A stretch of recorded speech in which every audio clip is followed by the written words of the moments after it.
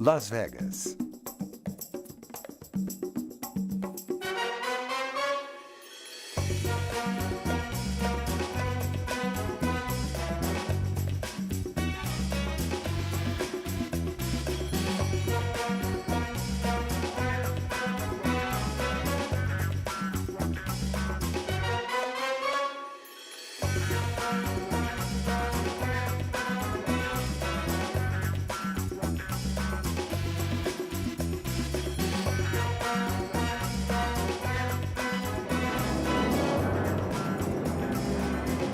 Nossa, é incrível.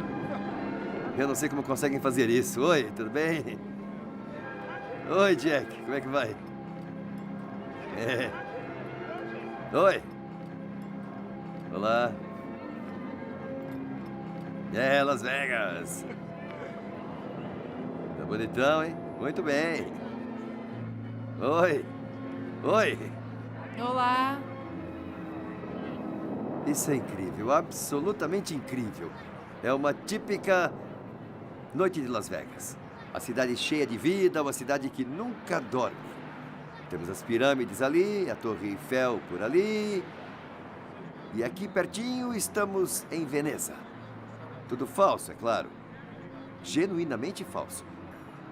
Na verdade, muita gente boa diz que prefere isto ao original. O que estão fazendo aqui? O que parece que estamos fazendo aqui? Como eu dizia, estão gravando sem mim. Quem é você? Sou o verdadeiro você. Não, não é? Eu sou o verdadeiro eu. Espera aí. Então prova. Bom, eu vou embora.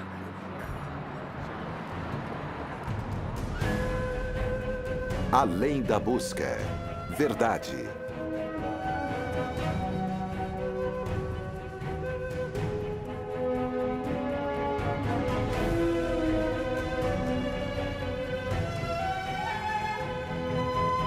Liberdade.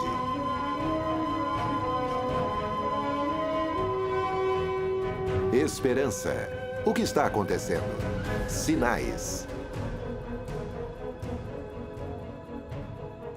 Além da falsidade. A procura pela verdade. Existem tantos imitadores aqui em Las Vegas. Até o Elvis continua vivo. Na verdade, vários deles. Mas nenhum é o verdadeiro rei. Nem mesmo aquele do outro lado da rua, na capela Viva Las Vegas. Capela de casamentos. Mas me disseram que ele é o melhor Elvis da cidade.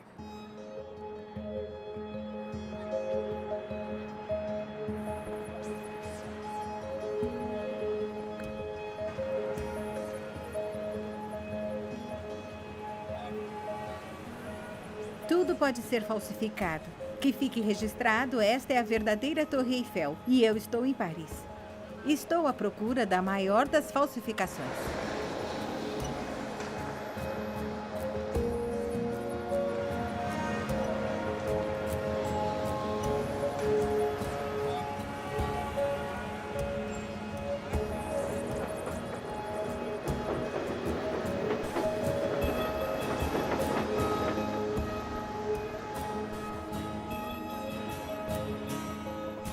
Temos que ficar atentos às falsificações. Estão por toda parte, de roupas a perfumes, carros, brinquedos, até mesmo a comida. Dá para acreditar?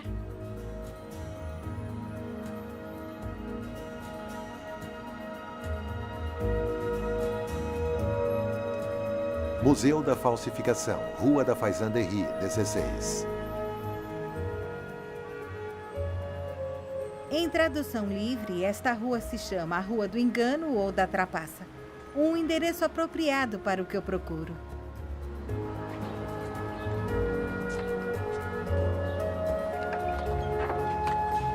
Museu da Falsificação. O negócio de falsificações existe há muito tempo.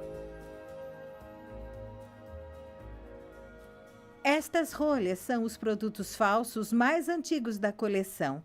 Aqui diz que foram feitas há 2000 anos e que eram usadas para selar ânforas de vinho. E esta é a verdadeira. E as outras são as falsas. Aposto que esses falsificadores ficariam atônitos com o quanto as falsificações evoluíram nos últimos 2000 anos. Hoje, elas representam 7% do comércio mundial e custam à economia global cerca de 500 bilhões de dólares por ano.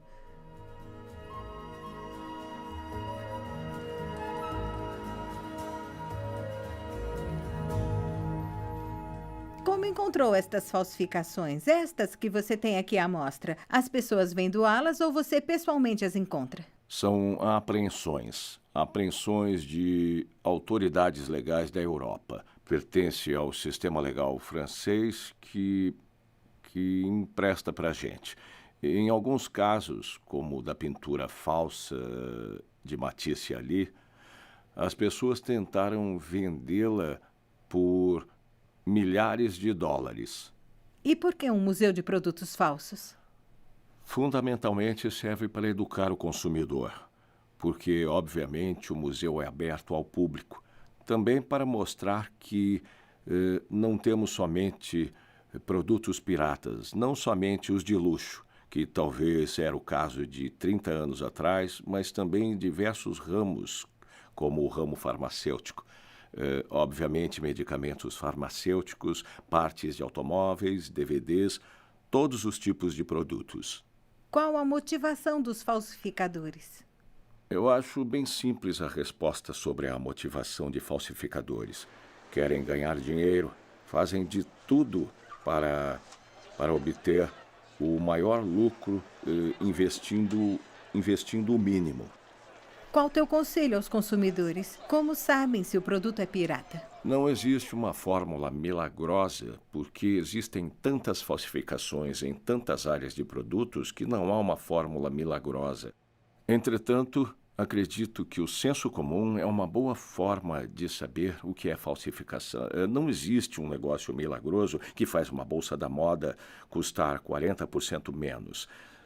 Se encontrarmos um preço barato que é fora do normal, se analisarmos um produto e acreditarmos que a qualidade não é tão boa, se a embalagem não é bem feita, ou se comprarmos num lugar onde a marca não deveria ser vendida, como num beco escuro em Bangkok, ou num porta-malas de um carro, onde normalmente não encontramos esse produto, precisamos nos questionar.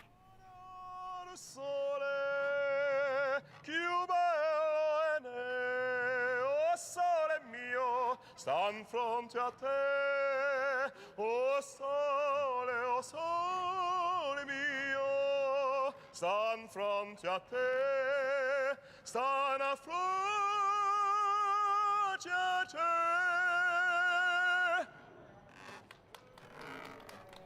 Se uma coisa é copiada, quer dizer que tem valor. Você pode copiar uma nota de 50, mas ninguém falsificaria uma bituca de cigarro.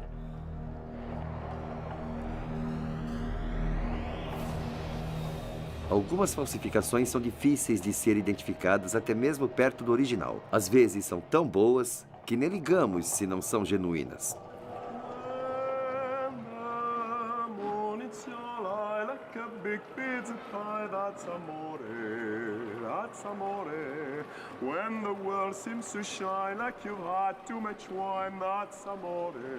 Então, como sabemos se uma coisa é verdadeira ou não?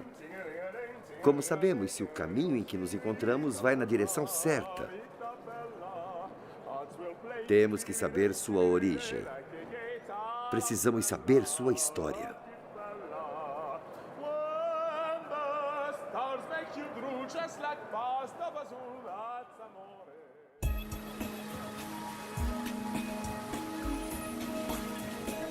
Coliseu, Roma.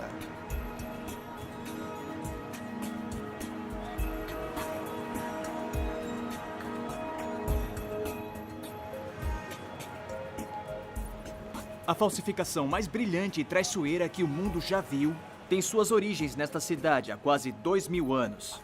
Suas ruínas estão ao meu redor, basta saber observar.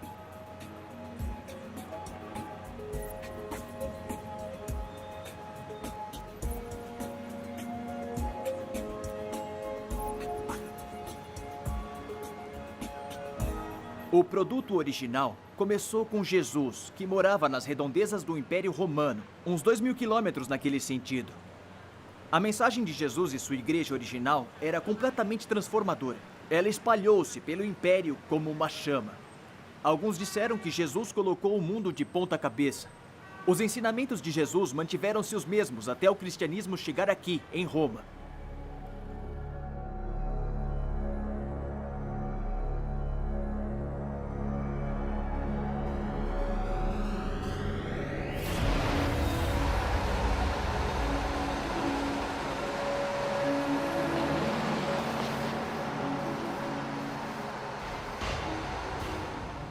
De certa forma, Roma era como Las Vegas. Era a cidade do excesso, da diversão e da luxúria. Um lugar difícil de sobreviver para quem é contra a maioria.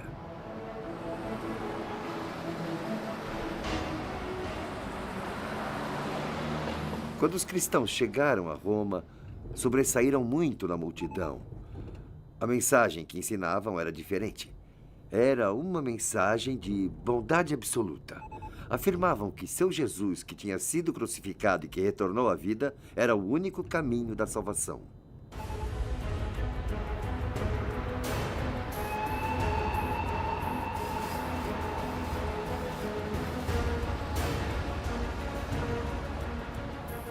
Diziam que quando Roma se incendiou em 64 DC, o imperador Nero era o culpado. Ainda assim, ele culpou os cristãos. Vários foram jogados aos leões, outros crucificados e queimados. Era perigoso ser cristão em Roma, mas era ainda mais perigoso ser judeu. Eram vistos como o grupo mais problemático do império.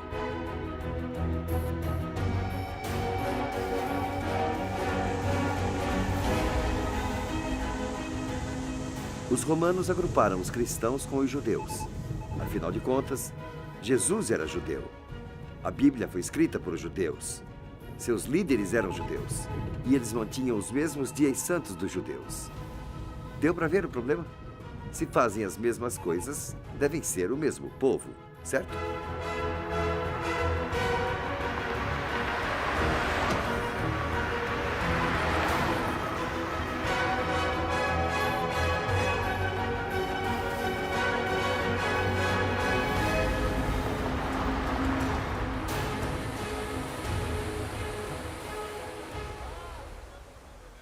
O tempo passou. Com as ondas de perseguição, os cristãos em Roma começaram a amenizar sua mensagem. Qual a utilidade de morrer por uma crença se é possível ficar vivo e fazer o bem? Também encontraram uma forma de se diferenciarem dos judeus. Uma das marcas mais visíveis dos judeus era obedecer o sabá. Os judeus não trabalhavam aos sábados. Em lugar disso, rezavam em suas sinagogas. Os cristãos em Roma pensaram: qual a melhor forma de nos distanciarmos dos judeus do que nos reunirem em um dia diferente? Fontana di Trevi, Roma.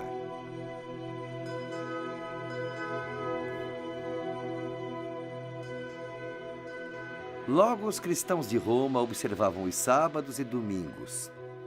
Os cristãos de outras partes, como Jerusalém, Corinto, Milão, ainda se reuniam somente aos sábados. Mas quando visitavam Roma, vários adotavam a prática dos cristãos romanos. Como Ambrósio, o bispo de Milão, disse, e tenho certeza de que já ouviram esse provérbio: quando em Roma, faça como os romanos.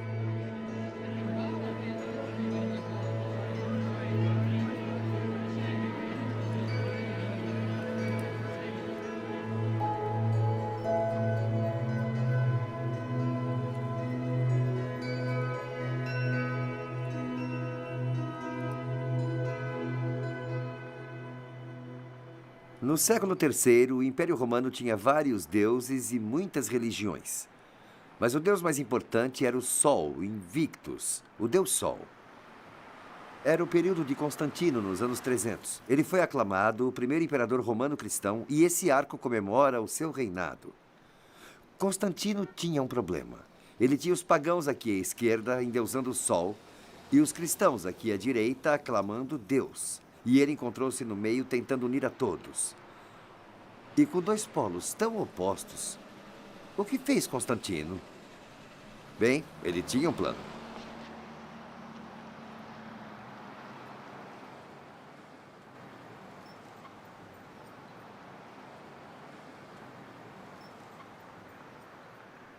Constantino decidiu organizar o caos religioso e unir todos sob um deus.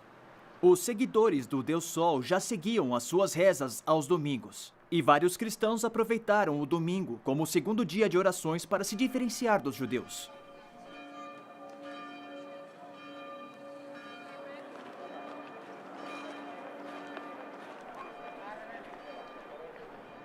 Então, como grande político que era, Constantino encontrou no domingo a oportunidade de unir as duas facções. Ele apresentou uma lei para tornar o domingo um feriado oficial. O benefício aos cristãos era a liberdade da perseguição. Tudo o que precisavam fazer era rezar aos domingos. Para fazer ainda melhor, Constantino tornou-se cristão. Ele ofereceu o poder do Império Romano à evangelização do mundo. Tudo o que os cristãos precisavam fazer era concordar em transferir totalmente o dia sagrado para o dia do sol. Constantino uniu todos, independente de credo, a este dia comum.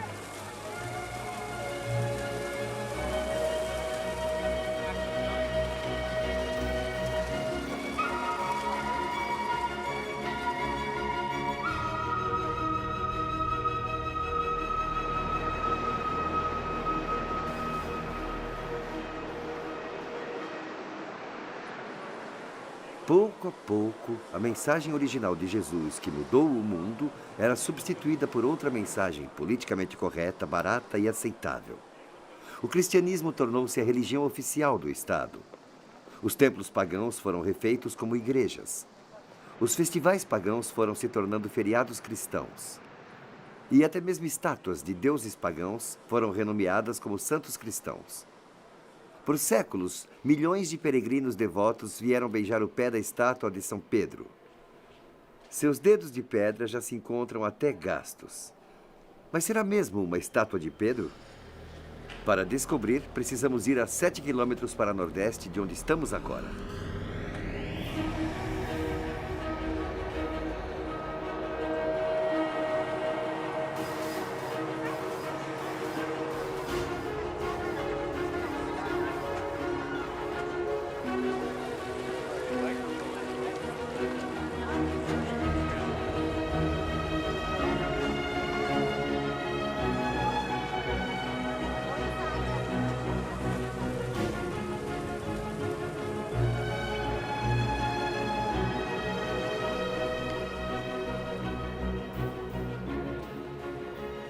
Panteão, Roma. Foi daqui que veio a estátua original de São Pedro, da igreja de Santa Maria dos Mártires. Mas nem sempre foi uma igreja. Foi originalmente um panteão, um templo dedicado a todos os deuses: Netuno, Plutão, Apolo, Marte e muitos mais. No ano 609, o imperador bizantino Fercus doou o templo ao Papa Bonifácio IV, que o converteu em uma igreja. Os deuses de pedra foram simplesmente alterados e renomeados como heróis cristãos. A maioria deles está no Museu do Vaticano, mas a maior de todas as estátuas, o ídolo do deus Júpiter, tornou-se São Pedro. Atualmente é difícil dizer o que é genuinamente cristão e o que não é. Museu da Falsificação. Em alguns casos, as pessoas compram falsificações pensando que são produtos originais. E isso é ruim para as companhias legítimas. Como sabe, isso danifica a imagem. Phil, qual o teu interesse em falsificações? Obviamente, há um interesse econômico e profissional.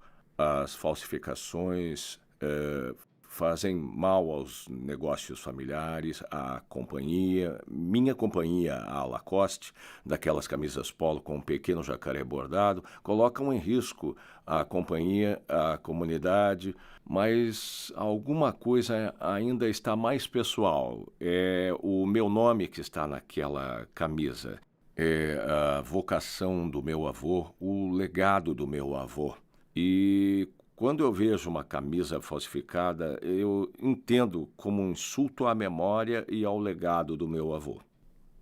Conte mais sobre isso. O que significa a reputação do nome Lacoste? Olha, a reputação do nome Lacoste é muito boa, graças a Deus.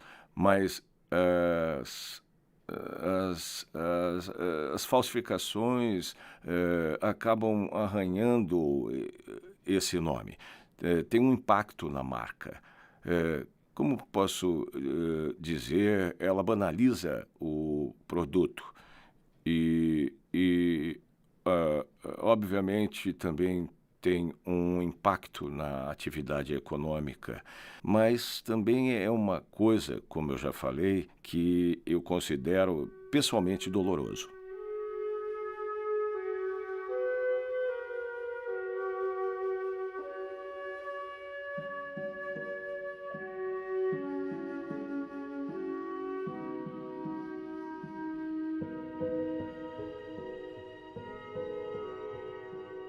Se Deus tivesse uma marca ou um símbolo, ele seria o 7º dia de Sabá.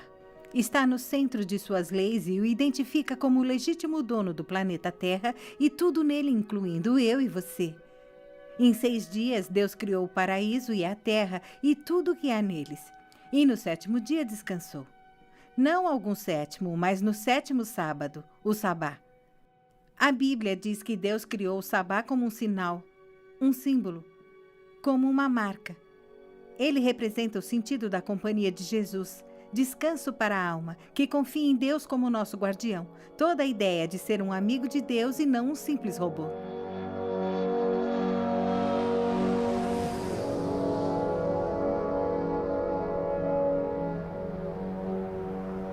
Os 10 mandamentos mostram claramente que o 7º dia da semana, sábado, é o Sabá, o dia de adoração a Deus. Se voltarmos lá na criação, nos primórdios da história, Deus criou durante 6 dias e descansou no 7º. Então, por que a maioria dos cristãos guarda o domingo, o primeiro dia da semana? E será que importa qual é o dia de adoração?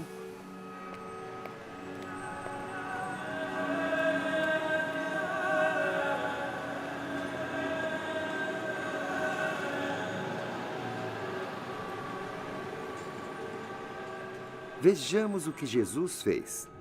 Ele nunca folgou aos domingos. Deus nunca abençoou o domingo. E seus apóstolos nunca nele descansaram. Pode até ser uma surpresa notar que na Bíblia não há qualquer evidência de mudança do 7º dia para o primeiro dia da semana. O que isso quer dizer? Poderia o domingo ser a maior falsificação de todos os tempos? Vaidade, pecado aos domingos. Hard Rock, hotel e cassino.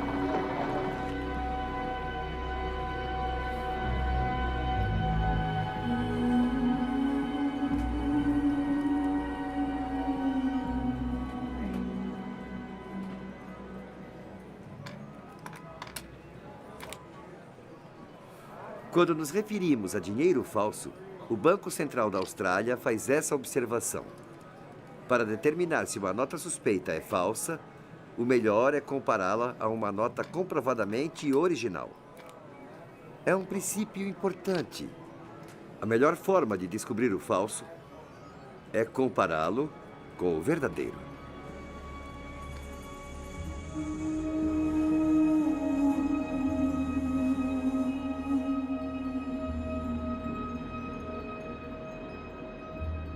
Esta falsificação estava em uma galeria de arte muito famosa de Paris, até que descobriram que era falsa. Querem saber? Acho que ficaram bem irritados quando descobriram que não era genuína. Mas algumas falsificações, se nos enganarem, têm consequências muito mais graves do que um ego arranhado. Para o consumidor, pode ser muito perigoso quando estamos falando de peças de automóveis que são de baixa qualidade, quando estamos falando de medicamentos que podem até conter alguns elementos ou componentes que fazem mal à saúde. Tudo pode colocar nossa vida em perigo. Temos como exemplo o leite falsificado para bebês, leite em pó, que já matou mais ou menos 200 bebês e causou doenças em vários outros. Um preservativo não irá nos proteger contra doenças e podemos contrair, em especial, o HIV. Esses são alguns perigos que corremos com as falsificações. As falsificações mais perigosas são as que ameaçam nossas vidas. Se acabarmos com uma peça de carro falsa, ela pode nos matar. Mas se somos enganados por uma religião falsificada, bem, as consequências serão eternas. Eu sei que vários bons cristãos vão à igreja aos domingos, completamente alheios ao fato de estarem sendo enganados. Sei disso, pois quando eu era mais novo, eu fui criado para obedecer o descanso dominical. Mas então eu li o Shabat na Bíblia e sobre a falsificação. E sei bem o que pensei quando descobri que estava sendo enganado. Se você for parecido comigo, pode estar pensando, que história bonita, Geoff. Mas e daí? Considere isso. Uma das estratégias do demônio, desde o princípio, foi questionar a palavra e a autoridade de Deus. A primeira frase que disse a Eva foi: Deus disse mesmo que não se pode comer de nenhuma árvore do jardim? O que Deus tinha dito, na verdade, foi: podem comer de qualquer árvore, menos dessa aqui. A primeira afirmação falsa foi para desqualificar a autoridade de Deus. Deus disse que uma árvore era diferente das outras. O demônio disse que não, são todas iguais. E querem saber?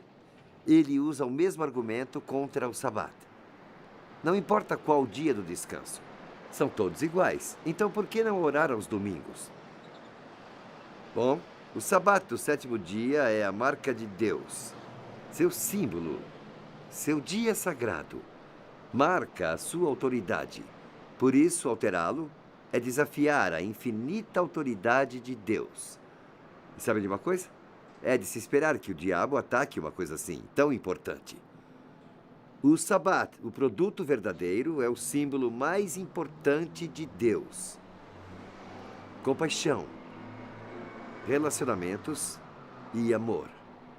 E como uma marca ou um símbolo representa tudo o que uma companhia é, seus valores e sua autoridade, então o Shabat representa o Criador e tudo o que ele é. A falsificação do Shabat desqualifica todas essas coisas. Então, como podemos nos proteger das falsificações? É aí que entra a Bíblia. É a garantia de Deus contra o engodo. O silêncio da Bíblia em relação ao domingo é claro. Então, o que representa um dia? Tudo.